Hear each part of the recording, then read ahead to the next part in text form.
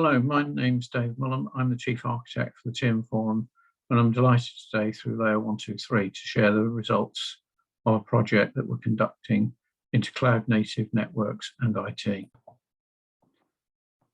The primary results from our cloud-native and networking IT are focused on the opportunities for convergence and simplification. What we've observed is that the cloud is changing everything. The BSS, OSS and IT workloads are moving to cloud infrastructure. They're using hybrid public and private clouds. And the TM Forum Open Digital Architecture Implementation Assets, that's over 60 open APIs, 5+ ODA components for OSS and BSS functions, and an ODA environment canvas, which is based on containerized environments and common services, is having quite a lot of influence. What we're seeing on the network side is a move towards disaggregation, and networks themselves are moving from appliances to applications. This means that networks are adopting cloud-native practices for DevOps and container technologies, and indeed we are seeing architectures emerging from standards groups such as 3GPP SA5, ETSI ZSM, and consortia such as ONAP and Open RAN, which are predicated on the use of cloud-type virtualization technologies. The CSP Business challenge is, as ever, about operational effectiveness, which comes down to two things: efficiency and agility. What we're seeing is that there are independent technical cloud decisions being made by networking and OSS and BSS suppliers. What CSPs need from suppliers is the ability to manage applications across hybrid cloud environments and uniform management APIs for BSS and OSS functionality and also network applications. This requires a move from the current network interface practices, which lead to high management integration friction and low agility, to something based on open APIs, providing low management integration friction and high agility. This would go a long way to fixing the major IT problem of every firewall does the same thing, but the management patterns and interfaces are all different depending on the supplier and which particular standards group has been used in creating those management interfaces. This is a major issue for service providers. Without uniform application and lifecycle management APIs, we will continue to see increased development costs, delays, and high maintenance costs for solutions that integrate OSS and networks, continued operation complexity, and lower economies of scale. Just a few observations about the OSS and BSS journey that we and many of our members have gone through over the last 4 decades. We started off initially automating manual processes, shown here on the left, which led to tactical systems that integrated parts of the processes that were of interest to service providers at that particular point in time. This led to a spaghetti or a rat's nest of systems which were difficult to onwardly develop and proved to be difficult to integrate together. We introduced the concept of business domains in order to structure OSS and BSS applications a bit more systematically. And this led to the development of standard frameworks, our business process framework, our integration framework, and our application framework. Later, we discovered that we needed to integrate systems supporting these frameworks, and we developed a set of open APIs. And as you can see, we had about 60 of those at this particular point in time. We're now evolving the solutions towards software component-based solutions for OSS and BSS, shown here, which we'll explain in a bit more detail later. But that's led us to the question to ask where do we go next? And one of the opportunities with cloud is, given that cloud is impacting both networks and also BSS and OSS, maybe that's something we should be looking at. And in particular, the question we're asking ourselves is, can we apply the same logic, domains, frameworks, APIs, and components to the network problem space? And that's the basis of the discussion and presentation today. Our goals are to demonstrate cloud-native plug-and-play network components from more than 2 vendors. We want them specified using a standard language. We want them managed and operated using a standard set of open APIs. But this is the most critical piece in order to drive up operational effectiveness, efficiency, and low friction in integration and deployment on a standard cloud environment. Our assets comprise, from our open digital architecture, an ODA component template, which is based on a machine processable metadata together with the actual code. And it uses a custom ODA component Kubernetes controller to deploy ODA components. So the Kubernetes environment that we have is essentially ODA component aware. Most of the integration is implemented using open APIs. And as I mentioned, we have more than 60 of those. The background to our open APIs was really about service-based integration between best of breed OSS and BSS, but that's evolving towards component-based BSS and OSS. We started off by defining a map of APIs that we anticipated that we would need to produce. And you can see these APIs are distributed across the same domain model that we explained earlier or presented earlier. We now have about 60 APIs covering that space. And as an example, I'll take product catalog API. We use some tooling to automatically generate all of these artifacts from schemas and rules files. And we automatically generate the API specifications, the Postman collections, the Swagger files, the reference implementation code, and also the CTKs. The conformance profiles are used to determine whether implementations are conformant or not. You can find full information at this location shown at the bottom of this slide. We now have over 96 companies signed up to our Open API Manifesto. Citation shown here on the left is from Lester Thomas, Chief IT Systems Architect at Vodafone. What you'll see is that the reason that people are adopting these APIs is it leads to significant improvements and reduction in integration friction within the OSS and the BSS space.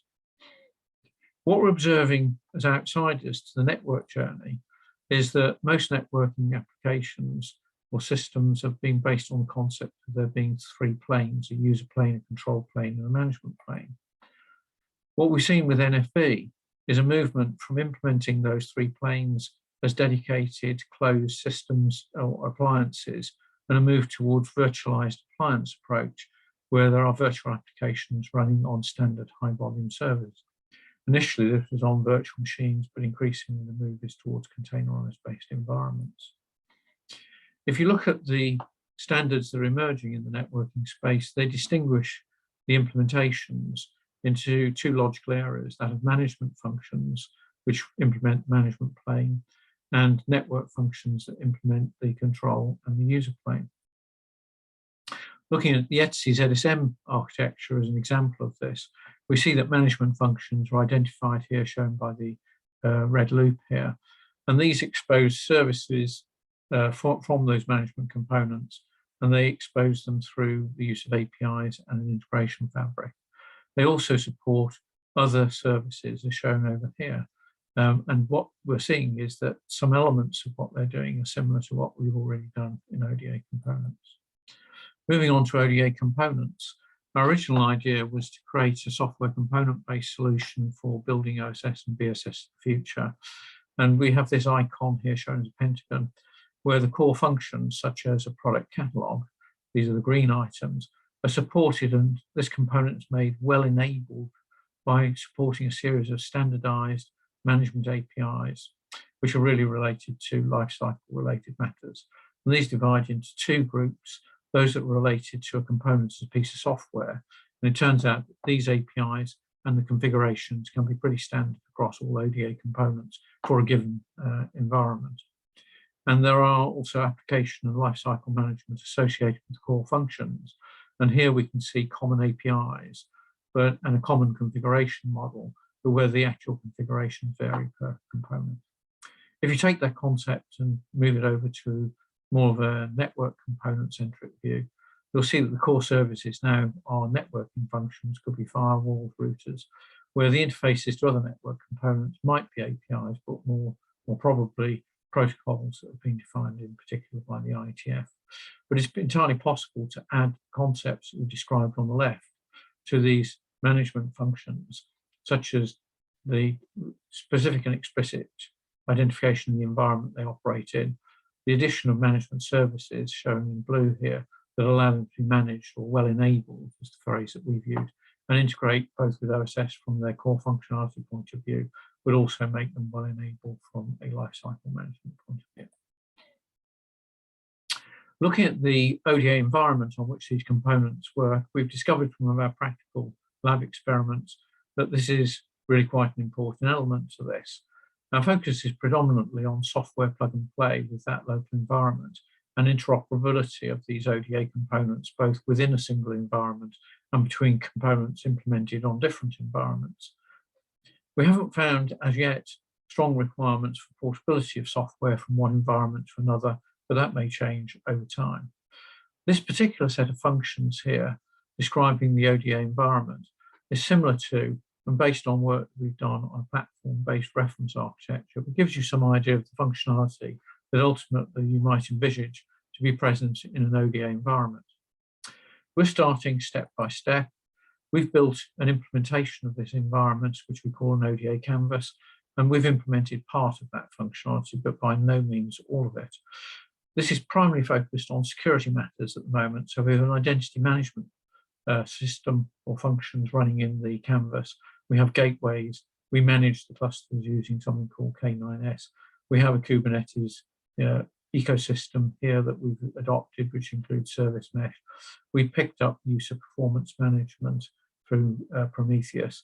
But the most interesting thing about this environment is that we've developed a Kubernetes controller, which allows us to deploy components into an environment which is aware of what ODA components actually are and can interpret the metadata associated with those components. For security, we're seeing that we need to be able to support a number of functions that includes user roles and permissions, party role management, and privacy management. What we've seen from the work that we're doing, that in fact these APIs interact in some cases with the identity management system, for example, party role management. But for user roles and permissions, they need to interact with the security aspects of each individual component, since each component knows which roles and what allowed operations those roles are allowed to permit. So this brings into play the idea that the ODA canvas might actually provide a proxy endpoint for accessing both internal functions and also those that are provided by the individual components.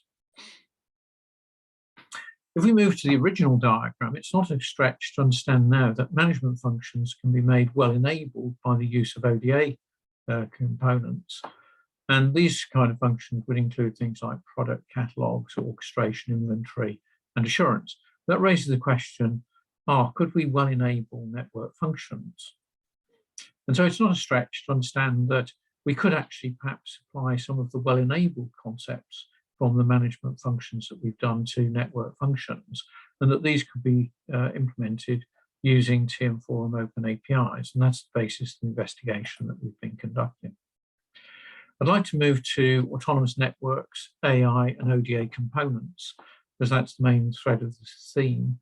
Whilst we are doing automation of components for basically what I'd describe as the current generation of OSS, which are based on imperative interfaces, we do have an AN and AI programs that are looking what the next steps will be in terms of evolving those APIs, particularly the operational APIs to being more intent-based. What we've seen in our autonomous networks framework is the idea of introducing the idea of business platforms covering business operations, service operations, and resource operations. There are multiple closed control loops that are involved in making these things work in an autonomous fashion, in some cases between the layers, and sometimes these are communicating between the layers using intent-based interfaces. And we also see the need to introduce autonomous domains, which have within them closed control loops. So what we're seeing is that there's a fairly simple model for describing quite complex autonomous behavior that's based on a small number of principles and concepts. What we found is that intent is the glue. And for the models that we're building for autonomous networks, the same glue is used throughout, which is an intent-based interface, but each interface is differentiated by having knowledge objects that are part of an ontology, which is federated across multiple SDO sources, standards defining organizations. Just a little bit about this intent API. It has the concept of an intent owner and an intent handler. And this intent API actually has a control loop between it, because the intent owner has to negotiate with the intent handler what it is that he precisely wants. Now, the architecture is described in 2030 Autonomous Networks Technical Architecture. And we also have in the series of documents in IG 1253, the definition of these intent APIs, the negotiation models that are needed, the way in which the intent models need to be modeled, and also how they're managed through a life cycle through these interfaces. And we do, in fact, have out of one of our Catalyst proof of concept projects, in fact, a beta implementation of this based on REST. If you look at the standards groups, and this is based on adaptation of material that's in the 3GPP 28533 and 28100 on intent-based management, the typical model we're seeing in other organizations, which tend to be focused on the resource layer alone, whereas we have aspirations to work across multiple layers, is indeed again the idea of an intent owner running a loop here, and then within the or behind the intent management or intent handler, there's a task flow of analysis, awareness, decision making, and execution, often known as AADE. And it's not a stretch to think in terms of building ODA components here, where we may have components that implement the awareness, analysis, decision making, and execution aspects, whilst we also could contain those or compose them into a component which actually implements the whole of an autonomous domain. Part of the analysis that we're conducting is in fact about the components and Canvas services, and also the relationship with ETSI ZSM. And what we're aiming for is to understand what the coverage of our APIs are. Now, first of all, it's important to stress that the ETSI ZSM work is primarily focused on a stage 2 service-based model. It's not based on an implementation model, whereas our APIs are clearly in the implementation space. Our ODA component work covers both the life cycle of the applications and also the life cycle of the software. And the environment, Canvas, contains a number of functions which we indicated, but our primary interest in this slide is to show how the work we've done on APIs can be related to the ETSI ZSM services. Now, this slide is a bit of a simplification of the situation, because we're showing only here those related to the integration fabric and the domain services. We haven't included on this slide the end-to-end service management, but the situation is quite similar. What you'll see here is that the coverage of our APIs varies somewhat from each of these areas. What I would say is where the coverage looks a little bit low, actually we've been quite harsh on the ratings here. In fact, we do have quite a bit of work done on configuration management, and the main issue is to decide whether we create a specific separate configuration management API or incorporate that as a feature in multiple other APIs. That's undecided, in which case I'd say it would be fairer to regard this as being close to 100% or one-to-one. I'll draw your attention to some of the analytics areas here and also some of the intelligence-related stuff. So we're quite well advanced on an AI management API component suite for governing AI suites, that's like training suites, monitoring them from an auditing point of view, and managing the training operationally. We also have a closed loop integration API component suite, which is a very advanced stage of development. And we have an AN intent-based management API, which is more or less at the point where we're about to start publishing the first complete draft. This gives us confidence that there are actually opportunities for bringing both networks and OSS and BSS capabilities together, simply because a lot of the assets we've got can be tailored and used in a networking context and are non-overlapping with the work that's being done. Largely, we've been focusing on the how you make components well enabled. So evolving ODA components support network and IT is our final discussion for today. What we're seeing for ODA components to support networks is that we need to be able to support network protocols, which will require us to evolve our current ODA machine processable specifications, deployment and testing templates. This is really easy to do. We need to complete the implementation of our open APIs for application and lifecycle management and software lifecycle management. This is essentially to make components well enabled from a management point of view. And what that means for networking is that ODA components for networks would actually be quite identical to the ETSI and 3GPP concept of management functions. but making them well enabled with these lifecycle capabilities. We also need to align our Canvas services with ETSI's EDISM and 3GPP, which we've mentioned earlier, but this requires us to work across industry standards defining organisations and consortia. And in particular, we need to collectively answer with those SDOs, does network cloudification create a new industry opportunity for converged IT and network management, and determine if uniform application and software lifecycle management APIs are feasible across the entire space, noting that the current diversity of these interfaces leads to significant integration costs and significant operational concerns and complexity. With that, I'll finish the presentation. Thank you.